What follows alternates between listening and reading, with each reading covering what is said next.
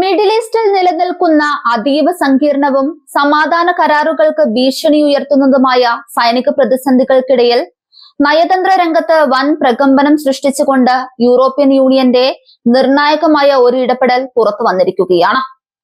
ഇസ്രയേലും ലബനീസ് സായുധ ഗ്രൂപ്പുമായ ഹിസ്ബുള്ളിയും തമ്മിലുള്ള കടുത്ത ഏറ്റുമുട്ടലുകൾക്ക് താൽക്കാലിക അറുതി വരുത്തിയ വെടിനിർത്തൽ കരാർ ഏത് നിമിഷവും തകർന്നേക്കാമെന്ന ഭീതി നിലനിൽക്കെ ലബനന് വൻ സാമ്പത്തിക സൈനിക സഹായം പ്രഖ്യാപിച്ചുകൊണ്ട് യൂറോപ്പ് നേരിട്ട് രംഗത്തിറങ്ങിയിരിക്കുന്നു. മേഖലയിലെ സമാധാന സമവാക്യങ്ങളെ പൂർണ്ണമായും മാറ്റിമറിക്കാൻ പോകുന്നതാണ് ഈ നീക്കം. ലബനന്റെ ഔദ്യോഗിക സൈനിക വ്യൂഹത്തെ ശക്തിപ്പെടുത്തുക എന്ന പ്രഖ്യാപിത ലക്ഷ്യത്തോടെയാണ് യൂറോപ്യൻ യൂണിയൻ ഈ കൂറ്റൻ പാക്കേജ് ഇപ്പോൾ പരസ്യമാക്കിയിരിക്കുന്നത്. 100 മില്യൺ യൂറോയുടെ ഏകദേശം 1000 കോടിയിലധികം രൂപയുടെ ഭീമമായ സൈനിക സഹായമാണ് യൂറോപ്യൻ യൂണിയൻ ലബനന് നേരിട്ട് കൈമാറുന്നത്. ഹിസ്ബുള്ളിയുടെയും ഇസ്രയേലിന്റെയും സമാന്തര സൈനിക നീക്കങ്ങൾ കാരണം സ്വന്തം മണ്ണിൽ പലപ്പോഴും നിർവീര്യമാക്കപ്പെട്ടു പോകുന്ന ലബനീസ് സായുധ സേനയ്ക്ക് പുതിയൊരു ജീവൻ നൽകാൻ ഈ തുക വിനിയോഗിക്കും. യൂറോപ്യൻ യൂണിയന്റെ ഈ അപ്രതീക്ഷിത നീക്കം ഇസ്രയേലിന് വലിയൊരു നയതന്ത്ര തലവേദനയായി മാറിയിരിക്കുകയാണ്. ലബനനിൽ ഹിസ്ബുള്ളിയുടെ വേരുകൾ അറുക്കുക എന്ന ലക്ഷ്യത്തോടെ ഇസ്രയേൽ നടത്തുന്ന വൻ സൈനിക നീക്കങ്ങൾക്കും വ്യോമാക്രമണങ്ങൾക്കും ഒരു തടസ്സമായി യൂറോപ്പിന്റെ ഈ നേരിട്ടുള്ള ഇടപെടൽ മാറിയേക്കാമെന്നാണ് ഇസ്രയേൽ വൃത്തങ്ങൾ വിലയിരുത്തുന്നത്. അതിർത്തിയിൽ ഇസ്രയേലിന്റെ സൈനിക മേധാവിത്വത്തെ ചോദ്യം ചെയ്യാൻ പാകത്തിൽ ലബനന്റെ ഔദ്യോഗിക സൈന്യം വളരുന്നത് തെൽ അവീവിന് അത്ര എളുപ്പം അംഗീകരിക്കാൻ കഴിയുന്ന ഒന്നല്ല. ഈ ഭീമമായ ഫണ്ടിന്റെ പ്രധാന വിഹിതവും ചെലവഴിക്കുക ലബനന്റെ അതിർത്തി സുരക്ഷ വൻതോതിൽ വിപുലീകരിക്കുന്നതിനാണ്. ഇസ്രയേലുമായി അതിർത്തി പങ്കിടുന്ന തെക്കൻ ലബനൻ മേഖലകളിൽ ഔദ്യോഗിക സൈന്യത്തിന്റെ സാന്നിധ്യം പരമാവധി വർദ്ധിപ്പിക്കാനാണ് പദ്ധതി തയ്യാറാക്കിയിരിക്കുന്നത്. അതിർത്തി കടന്നുള്ള അനധികൃത ആയുധക്കടത്തും ഗറില്ല പോരാളികളുടെ നീക്കങ്ങളും പൂർണ്ണമായും തടയാൻ ശേഷിയുള്ള ഒരു സുരക്ഷാ മതിലായി ലബനീസ് സൈന്യത്തെ മാറ്റിയെടുക്കുക എന്നതാണ് യൂറോപ്പിന്റെ താല്പര്യം. അതിർത്തി സുരക്ഷ ഉറപ്പാക്കുന്നതിനൊപ്പം തന്നെ സൈന്യത്തിന്റെ നിരീക്ഷണ സംവിധാനങ്ങൾ ആധുനികവൽക്കരിക്കാനും ഈ തുക ഉപയോഗിക്കും. അത്യാധുനിക റഡാറുകൾ, ഡ്രോൺ നിരീക്ഷണ സംവിധാനങ്ങൾ, തെർമൽ ക്യാമറകൾ എന്നിവ ലബനീസ് സേനയ്ക്ക് കൈമാറുന്നതിലൂടെ അതിർത്തിയിലെ ഏത് ചെറിയ ചലനങ്ങളും കൃത്യമായി നിരീക്ഷിക്കാൻ അവർക്ക് പറ്റും. നിലവിൽ ലബനന്റെ പല പ്രദേശങ്ങളിലും, പ്രത്യേകിച്ച് തെക്കൻ മേഖലകളിൽ ഔദ്യോഗിക ഭരണകൂടത്തെക്കാൾ കൂടുതൽ സ്വാധീനമുള്ളത് ഹിസ്ബുള്ളയ്ക്കാണ്. തങ്ങളുടെ ശക്തമായ സൈനിക അടിത്തറയും ജനസ്വാധീനവും ഉപയോഗിച്ച് ഒരു സമാന്തര ഭരണം തന്നെയാണ് ഹിസ്ബുള്ള അവിടെ നടത്തുന്നത്.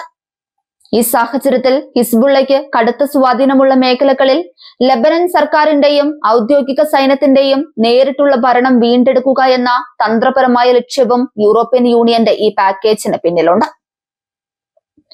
ഒരു രാജ്യത്തിന്റെ പരമാധികാരം സംരക്ഷിക്കേണ്ടത് അവിടുത്തെ ഔദ്യോഗിക സൈന്യമായിരിക്കണമെന്ന അന്താരാഷ്ട്ര നിയമത്തിന്റെ അടിസ്ഥാനത്തിലാണ് യൂറോപ്പ് ഈ സഹായം ന്യായീകരിക്കുന്നത്.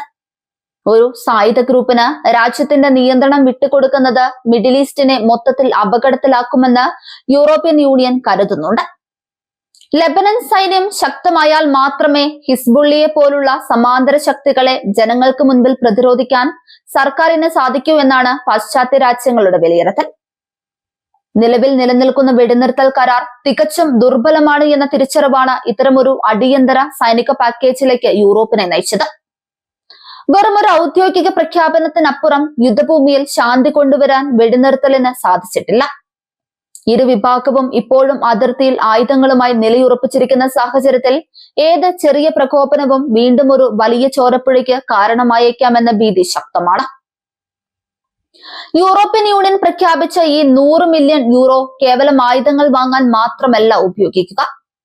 സാമ്പത്തിക തകർച്ച നേരിടുന്ന ലബനനിലെ സൈനികരുടെ അടിസ്ഥാന സൗകര്യങ്ങൾ മെച്ചപ്പെടുത്തുന്നതിനും അവർക്ക് കൃത്യമായി പരിശീലനവും ശമ്പളവും ഉറപ്പാക്കുന്നതിനും ഈ ഫണ്ട് സഹായകരമാകും. ആഭ്യന്തര സാമ്പത്തിക പ്രതിസന്ധി കാരണം ലബനൻ സൈന്യത്തിൽ നിന്നും പലരും പിരിഞ്ഞു പോകുന്ന സാഹചര്യം നിലവിലുണ്ടായിരുന്നു. അതിനൊരു പരിഹാരം കൂടിയാണ് ഈ പാക്കേജ്. ഈ നീക്കം ഇസ്രയേൽ ഹിസ്ബുള്ള യുദ്ധത്തിൽ യൂറോപ്പ് നേരിട്ട് ഒരു കക്ഷി ചേരുന്നതിന് തുല്യമായാണ് ചില നയതന്ത്ര നിരീക്ഷകർ വ്യാഖ്യാനിക്കുന്നത്.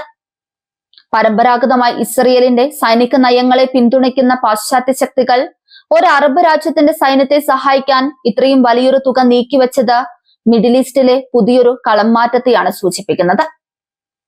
ഇസ്രയേലിന്റെ അനിയന്ത്രിതമായ സൈനിക മുന്നേറ്റങ്ങളോടുള്ള യൂറോപ്പിന്റെ വിയോജിപ്പ് കൂടിയാണ് ഇതിലൂടെ പ്രകടമാകുന്നത്.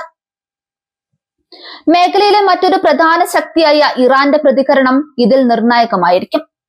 ഹിസ്ബുള്ളിയുടെ പ്രധാന സാമ്പത്തിക സൈനിക സ്രോതസ് ഇറാൻ ആയതുകൊണ്ട് തന്നെ ലെബനീസ് സൈന്യത്തെ ഉപയോഗിച്ച് ഹിസ്ബുള്ളി ഒതുക്കാനുള്ള യൂറോപ്പിന്റെ ഈ ശ്രമത്തെ ഇറാൻ വളരെ ജാഗ്രതയോടെയാണ് വീക്ഷിക്കുന്നത്.